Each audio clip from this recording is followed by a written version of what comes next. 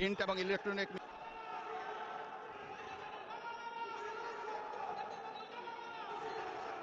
আমন্ত্রিত অতিথিবৃন্দ,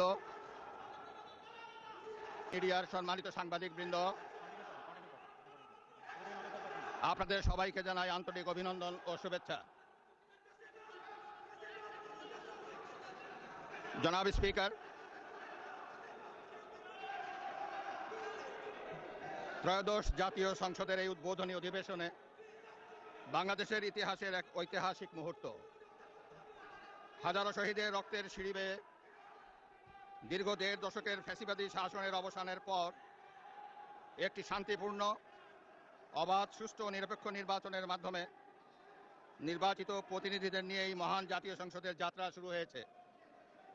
ত্রয়োদশ জাতীয় সংসদ নির্বাচনে অংশগ্রহণকারী সকল রাজনৈতিক দল এবং এই নির্বাচন আয়োজনের সঙ্গে সংশ্লিষ্ট সকলের প্রতি আন্তরিক অভিনন্দন। অবাধ, সুষ্ঠু ও নিরপেক্ষ নির্বাচন আয়োজনের জন্য নির্বাচন কমিশন, মাঠ প্রশাসন, আইন শৃঙ্খলা রক্ষাকারী বাহিনী সহ প্রজাতন্ত্রের কর্মচারীদের নিরলস পরিশ্রম এবং নির্বাচনে অংশ